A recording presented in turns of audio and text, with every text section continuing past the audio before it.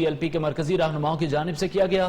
دھرنے کے شرکا نے گھروں کو واپس جانا شروع کر دیا۔ یتیم خانہ چوک کے اطراف میں ٹریفک بحال ہونا شروع ہو گئی ہے۔ ملتان روڈ پر بھی ٹریفک رواں دواں ہے۔ تمام رکاوٹوں کو ہٹا دیا گیا۔ آپ کو بتائیں کل عدم تحریک لبیک کا لاہور میں دھرنا ختم کرنے کا اعلان۔ مسجد رحمت للعالمین کے باہر سے دھرنا ختم کرنے کا اعلان TLP کے مرکزی رہنماؤں کی جانب سے کیا گیا۔ دھرنے کے شرکا نے گھروں کو واپس جانا شروع کر دیا ہے۔ یتیم خانہ چوک کے اطراف میں ٹریفک بحال ہونا شروع ہو گئی ہے۔ ملتان روڈ پر بھی ٹریفک رواں دواں ہے۔ تمام رکاوٹوں کو ہٹا دیا گیا ہے۔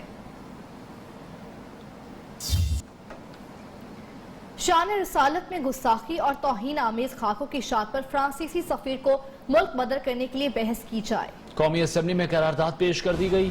حکومت اور اپوزیشن میں قرارداد پر بحث ہوئی۔ نون لیگ اور JUI نے تحفظات اٹھائے۔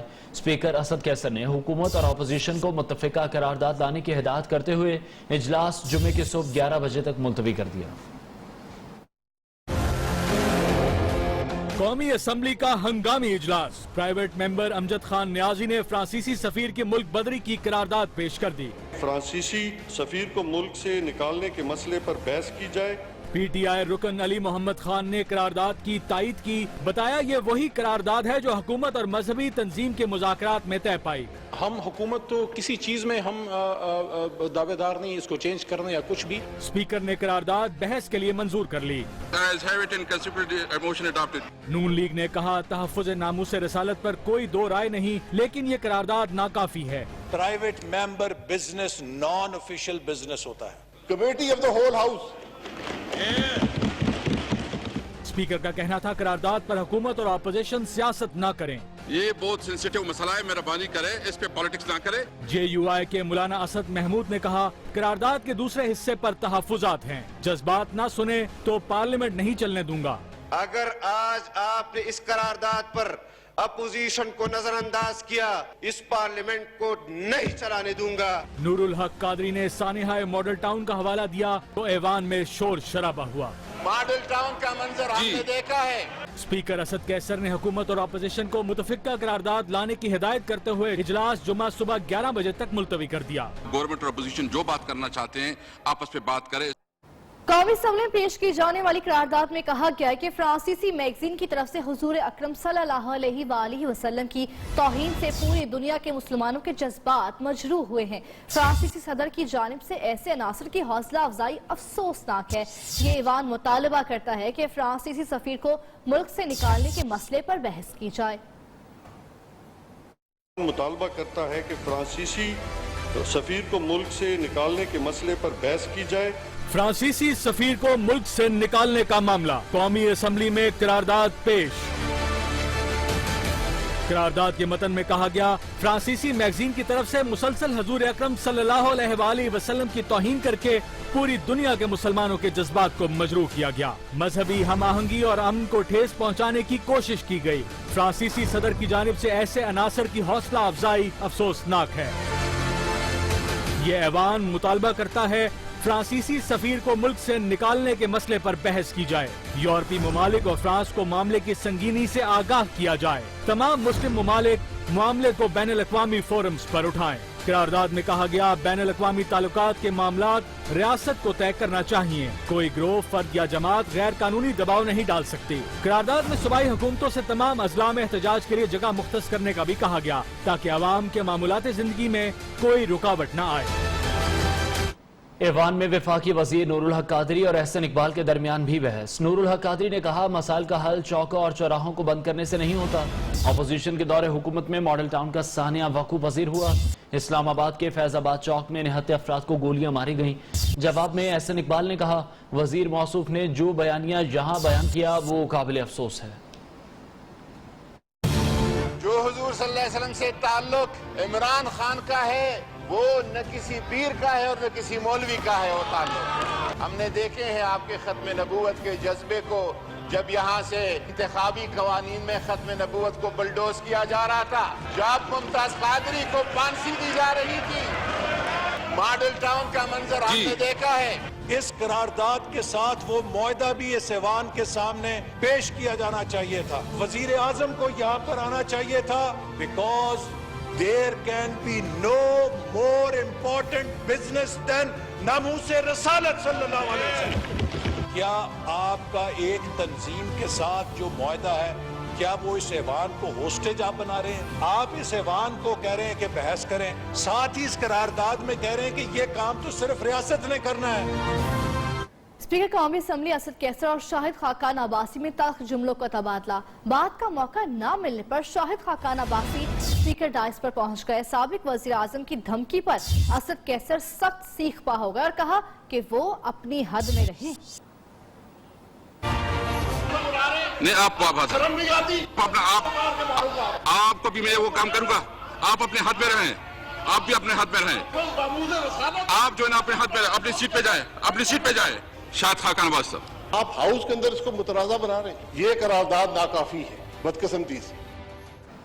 حکومت نے جو بھی معاہدہ کیا ہے اسے ایوان میں سامنے لانا چاہیے تھا. رہنما نون لیگ شاہد خاقان عباسی کا کہنا ہے حکومت نے تحفظ ناموس رسالت صلی اللہ علیہ وآلہ وسلم پر جو معاہدہ کیا ہے وہ کیوں پوشیدہ ہے.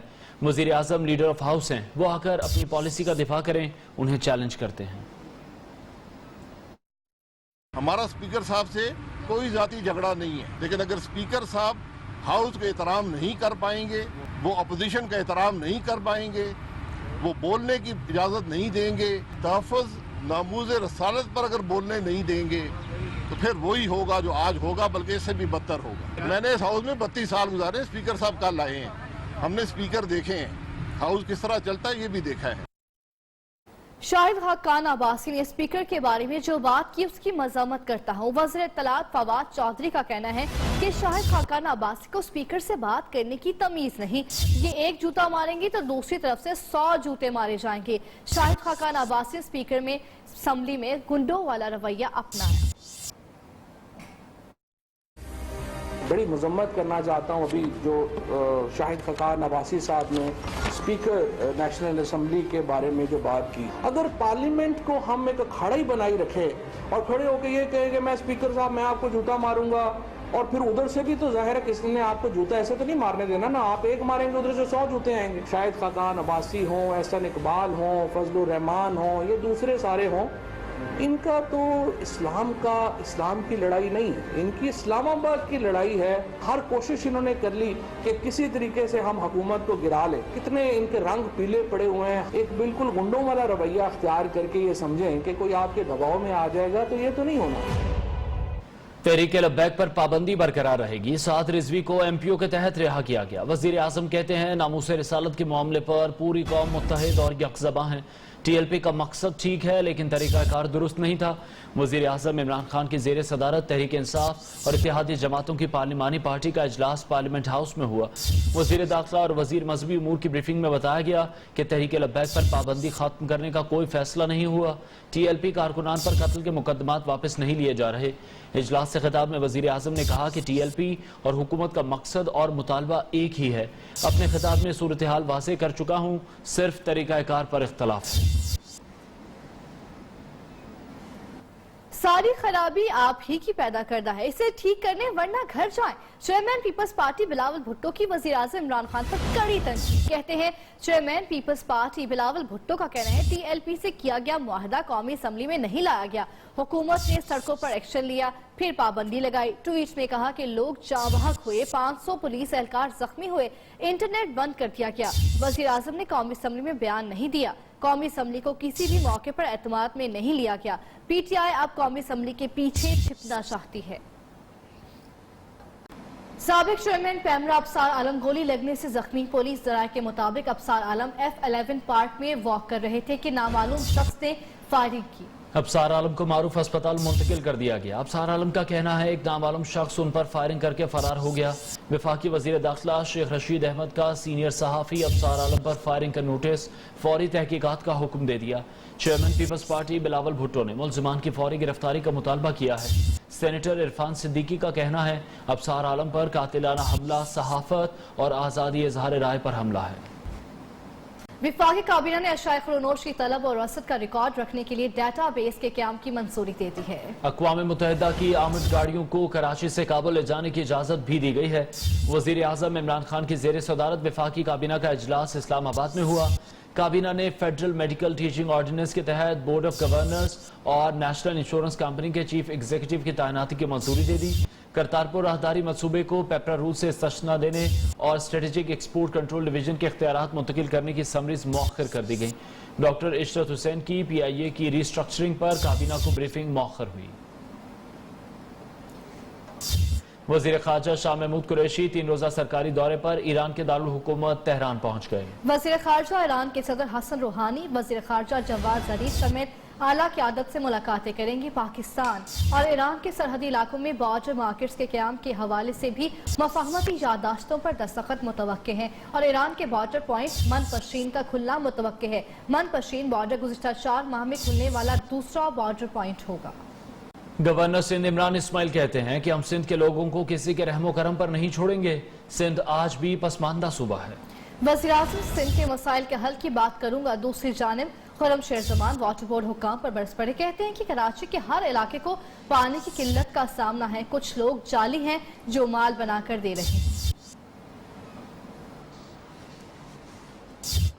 سپریم کورٹ میں جسٹس قاضی فائز عیسیٰ نظر ثانی کیس میں سرینا عیسیٰ نے دلائل مکمل کر لیے. عدالت نے جسٹس فائز عیسیٰ سے 3 سوالات کرتے ہوئے کیس کی سماعت ملتوی کر دی. عدالت نے پوچھا کہ کیا فائز عیسیٰ اہلیہ کے بینک اکاؤنٹ سے لا تعلق ہیں؟ بیرون ملک جائیداد کے لیے بھیجی رقم سے جسٹس فائز کا قانونی تعلق نہیں؟